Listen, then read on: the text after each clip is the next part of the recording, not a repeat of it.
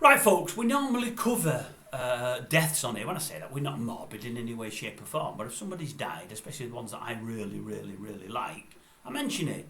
We mentioned it with old Mr. McGowan last week. Now, as I said at the time, I'm dead honest. I try not to tell any porcupines. I wasn't a lover of Shane's. I wasn't really that into his music, other than a couple of songs.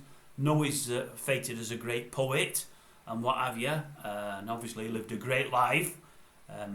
Hell-raising life, if you like.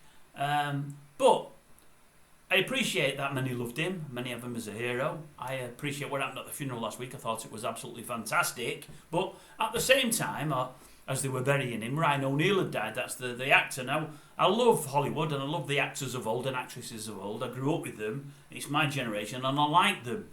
Didn't do anything on Ryan at the time, probably because, well, no probably about it, I wasn't necessarily a lover of his.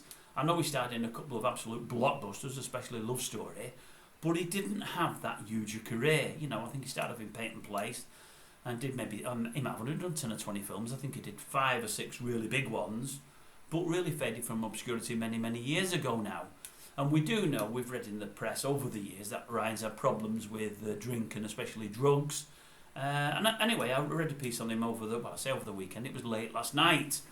So I read it last night and I thought there's a couple of things I'd like to share about how hell-raising his life was, and tell you what, it was bad.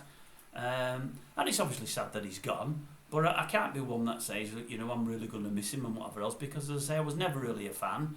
I've seen a couple of the films he did, but for me, he wasn't a bad actor, but I didn't find him to be a great actor.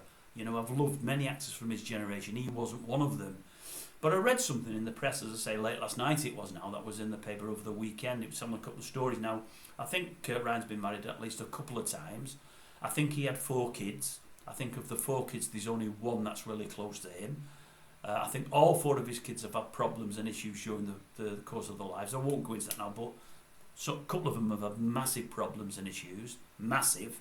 And I think a lot of that's from their upbringing and from the father, who I believe for many of the years that he was bringing them up was in a bad state himself due to drink and drugs.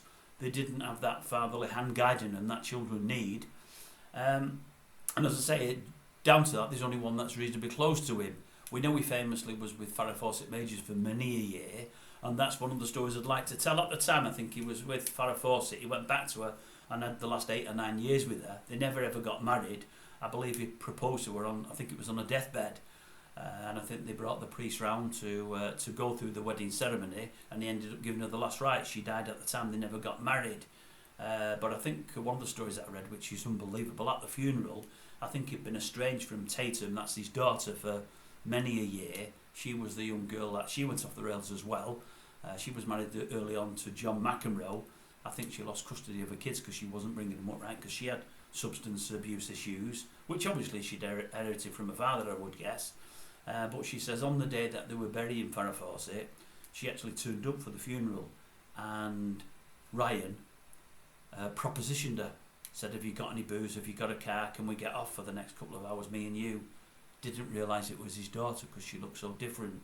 That was one story, that was bad enough. His daughter Tatum tells another story as she goes back home one day to the house, and one of her pals at the time was Melanie Griffith. And she says, it goes back to the house, can't see my dad anywhere, knows he's coming from upstairs, goes upstairs, and my dad is in bed with Melanie Griffith. Melanie's 18 at the time, my dad's 30 years older. What did my dad do? Didn't make any excuses, didn't jump up embarrassed, didn't apologise at all, just said, would you like to join us? In bed. He was asking his daughter in bed to join him with Melanie. I don't know if it was just to keep the other half of him warm or to partake in what they were partaking in. I don't know. You've got to work that one out for yourself, but obviously a very, very, very mixed up human being. I suppose the shock of it is how he lasted as long as he did. Was he in his late 70s, early 80s when he died? I think I might have heard he was 80. How he lasted that long, I don't know. But there were a couple of stories I read and you think to yourself, oh my God, is it any wonder the children grew up as they did? And is it any wonder he had no great film career? You know, I think he went off the rails very, very early in life, which was a shame, because he had 3 or 4 films there that did fantastic at the box office. The world was his oyster, but unfortunately, he abused it, as some do, I suppose. Anyway, that was a couple of things that I took from the Ryan O'Neal story, and as I say, not the greatest of things Well, nothing to be proud of as a parent there, is there? Nothing at all. Anyway, that's it from me with Ryan O'Neill.